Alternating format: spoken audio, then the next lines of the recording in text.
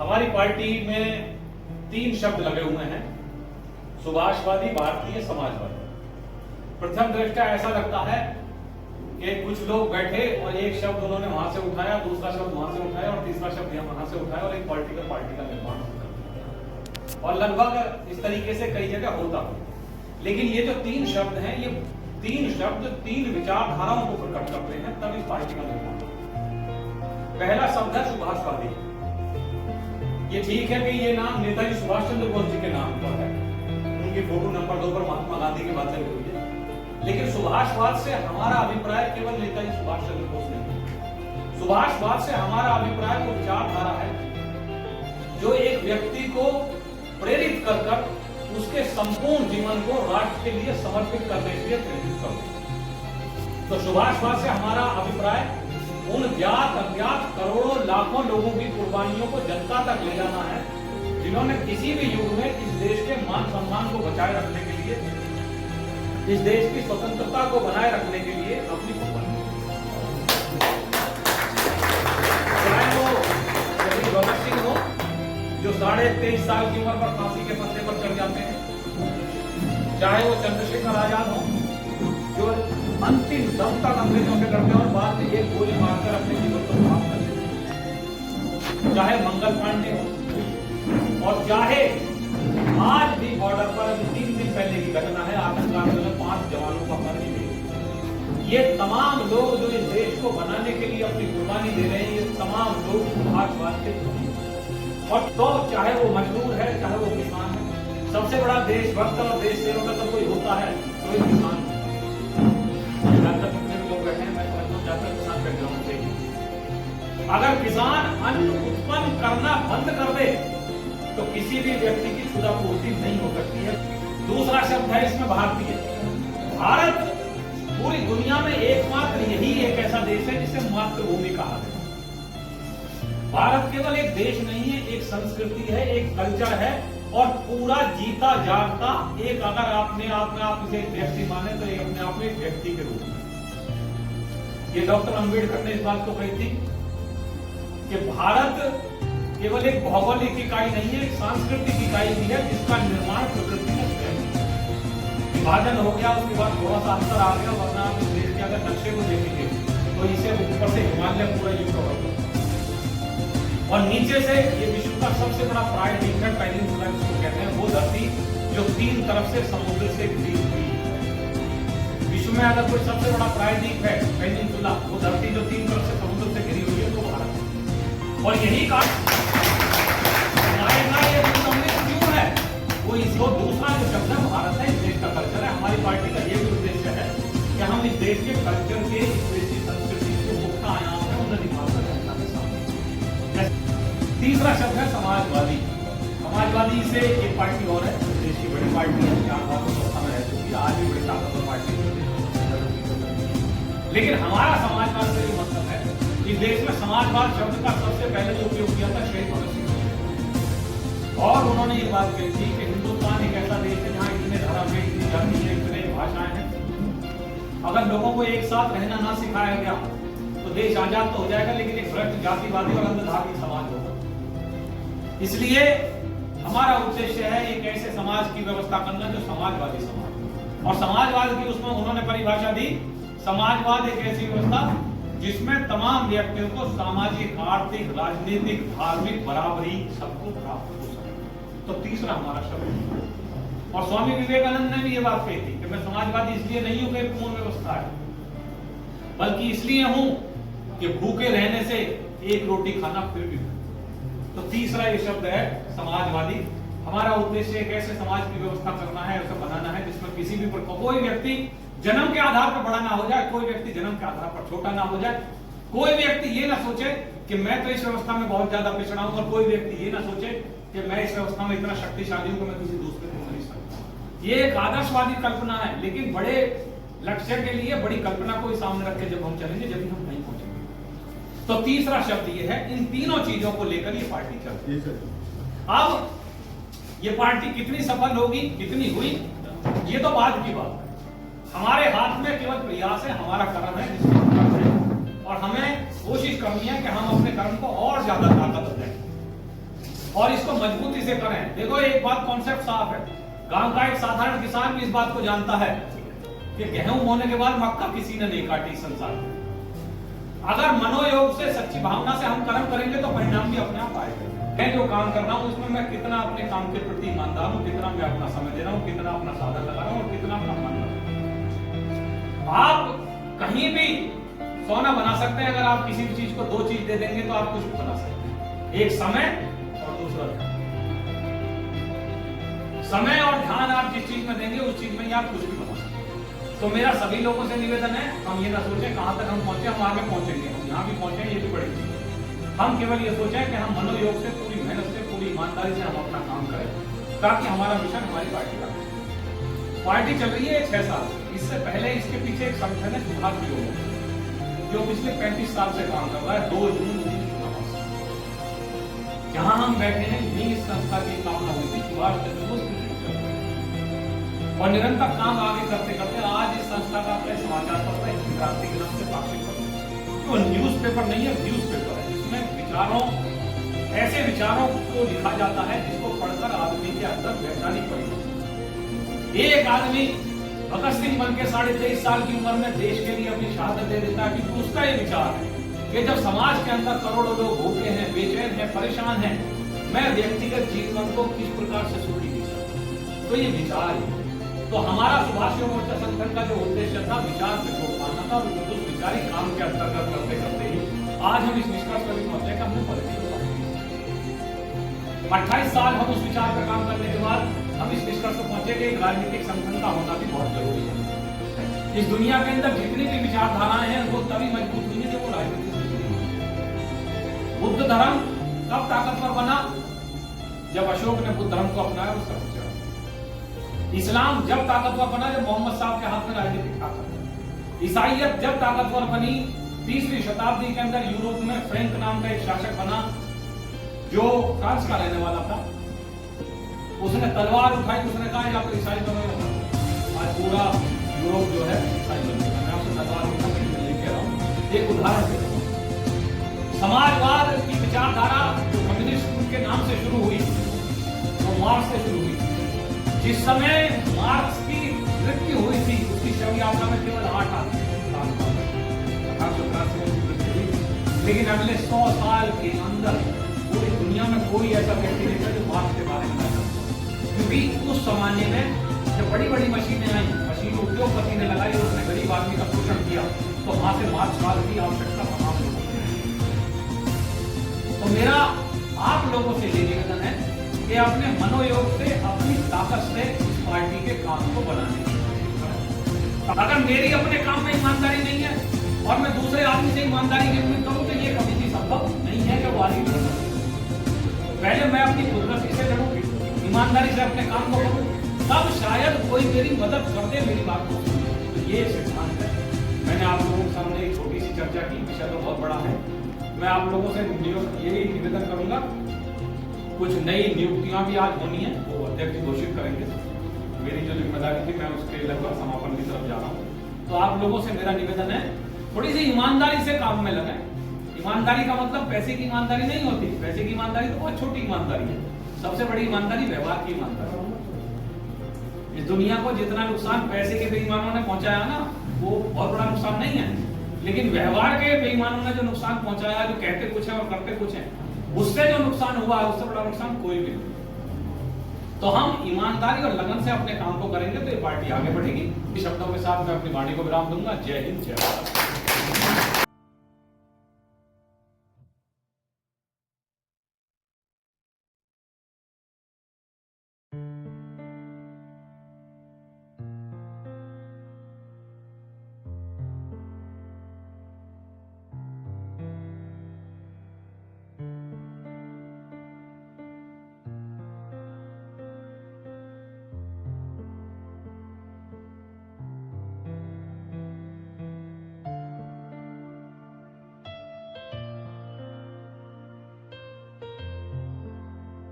राष्ट्रीय अध्यक्ष महिला प्रकोष्ठ के पद पर नियुक्ति हुई है।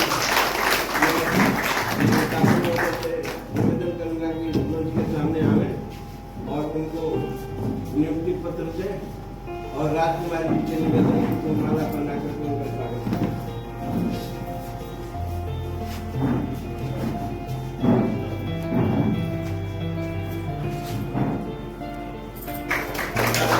हाँ जी थोड़ा सा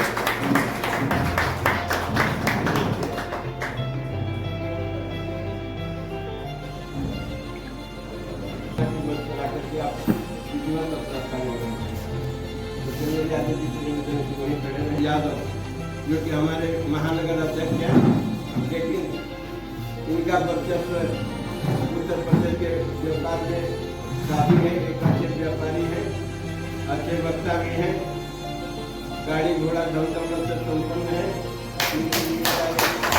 बहुत आगे बढ़ने के लिए और उनको राष्ट्रीय अध्यक्ष व्यापार प्रकोष्ठ उत्तर प्रदेश बनाया गया है। नियुक्ति पत्र देकर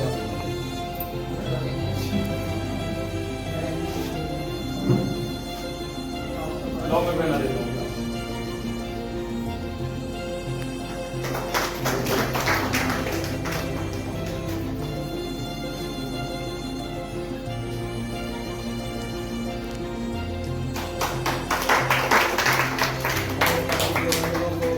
देखते हुए हम लोगों को नियुक्त किया है। इनको प्रदेश सचिव उत्तर प्रदेश बनाया गया है। मैं बैठो आप। हाँ बिल्कुल बिल्कुल।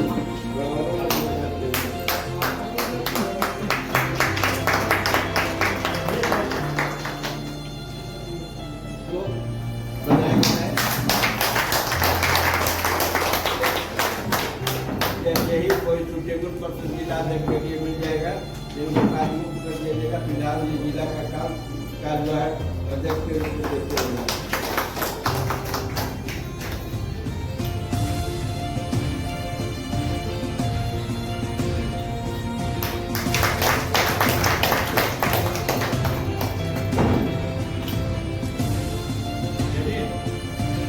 आरती शुक्ला जी जो कि गाजियाबाद के वार्ड से लड़े थे, उनके संतुष्टि से कुछ लोगों को जिला में पद दिया गया है।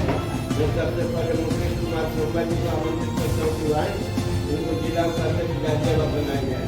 और शर्मा जी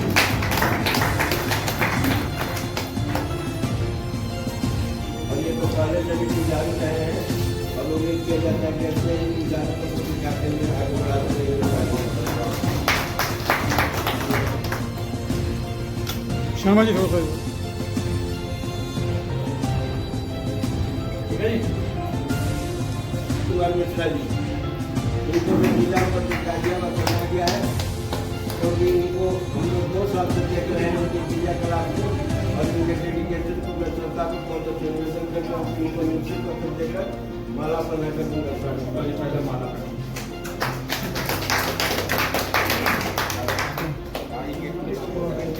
यस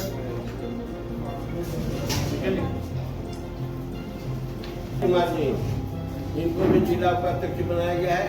आरती शुक्ला जी के संस्तुति पर मैं संस्थापक महोदय से निवेदन करूंगा कि इनको नियुक्ति पत्र देकर माला बना करके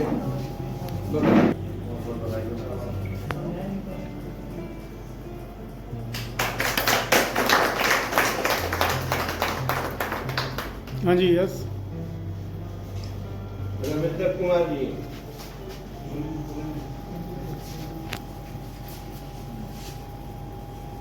इनको सचिव सहीबाबाद विधानसभा क्षेत्र बनाया गया है। मैं समझता हूँ कि आप भी अपने दायित्व का पालन इसी तरह करेंगे और संस्थापक महोदय से निवेदन है कि इनको नियुक्ति पत्र देकर जिनका सम्मान करें।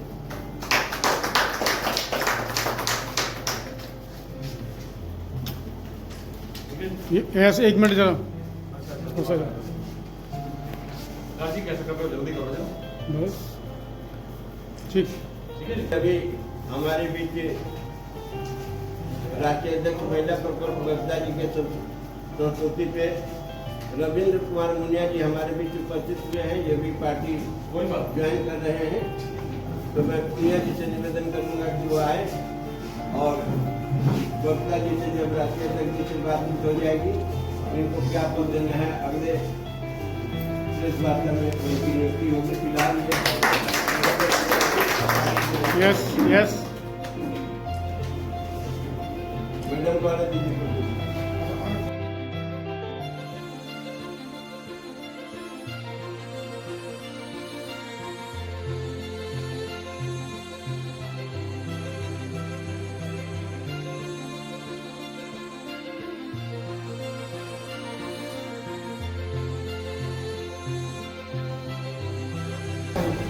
आप प्रदेश अध्यक्ष बनी हैं आज। देश नहीं राष्ट्रीय राष्ट्रीय अध्यक्ष बनी हैं। आप क्या क्या कार्य होंगे, कैसे करेंगे पार्टी को, आप कैसे ले जाएंगे, क्या ये रोजगार कैसे आप इसमें आएंगे? पहले तो ये बता दें कि आज का जो प्रेस कॉन्फ्रेंस आप कर रहे हैं, क्या उद्देश्य क्या है?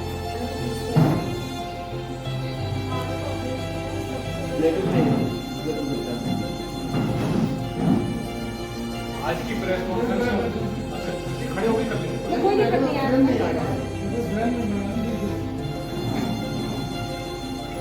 आज की जो प्रेस कॉन्फ्रेंस बुलाई गई है, इसका सबसे पहला उद्देश्य ये है कि जो सुभाषवादी भारतीय समाजवादी सुभाष पार्टी की महिला मोर्चा है, उसमें राष्ट्रीय अध्यक्ष की नियुक्ति बबीता नागर जी ने की गई। पहला उद्देश्य इसका ही है। दूसरे जिलाध्यक्ष के पद पर कार्यकारी जो है श्री दिग्विजय सिंह एडवोकेट साहब को अध्यक्ष बनाया गया है और कुछ नियुक्तियां और हैं जिसका प्रदेश सचिव की नियुक्ति की पता है। ये प्रेस कॉन्फ्रेंस का उद्देश्य इन नियुक्तियों का है, इसलिए आप लोगों को आप मैडम से सवाल पूछ सकते हैं। सवाल करेंगे आपसे, आप पार्टी में क्यों आई है, आज राष्ट्रीय अध्यक्ष बनी हैं, तो आप कैसे कैसे कार्य करेंगे, क्या आपके मन में है? पार्टी को मजबूत तरीके से आगे लेके जाएंगे हम लोग, और जो भी जहाँ जहाँ गरीब होंगे, हर वार्ड में, हर जगह जाके हम लोगों को जोड़ेंगे और उन्हें अपनी पार्टी के द्वारा जो भी कार्य होने चाहिए उनके बारे में बताएंगे, लोगों की समस्याओं को दूर करेंगे। आप देखिए गाजियाबाद के अंदर कहीं पे भी ट्रांसपोर्ट की सुविधाएं नहीं है, ठीक है। हमारा काम है कि हम उनकी वजह से पार्टी को हर तरीके से मजबूत कर जाएंगे। मैं आपको पार्टी में रहती हूँ, हमारी पार्टी में रहती हूँ, मैं एमपी में रहती हूँ और आपकी तरफ पार्टी में रहती हूँ, आप पार्टी में मेरा क्या नाम है? और गाजियाबाद में मेयर चुनाव निर्दलीय चुनाव लड़ा तो इस पार्टी को ही बोलते हैं। पार्टी ने मुझे चुना है, पार्टी ने मेरे कार्य देखे हैं, मेरी दोस्ती देखी है, इसलिए पार्टी ने मुझे चुना है। पार्टी के विचारधारा जो है उनसे मैं प्रभावित हुई हूँ, इसलिए पार्टी में सर मेरा सवाल आपसे है कि चुनाव आने वाले हैं, तो आपकी पार्टी इसमें हिस्सेदारी लेगी? पार्टी बनाएगी ना चुनाव लड़ेंगे। तो आपके प्रत्याशी आपने चयन कर ली है या अभी इस विचार में है? ये प्रक्रिया में है, बहुत जल्दी आपके सामने नाम आएगा हमारे प्रत्याशी का, मतलब लगभग फाइनल है, लगभग 99%, बस अभी उसको डिस्क्लोज नहीं कर।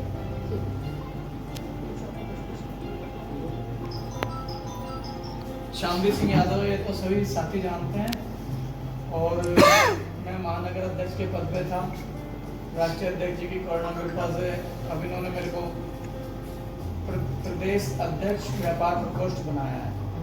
तो जो हमारी पार्टी में या जो भी व्यापारी वर्ग से जुड़े हुए लोग हैं, जो भी हमारे साथी हैं, जो हमारी पार्टी में आके भी हमसे सहयोग की अपेक्षा रखते हैं, हम प्रयास करेंगे, उनका भी करेंगे कार्य।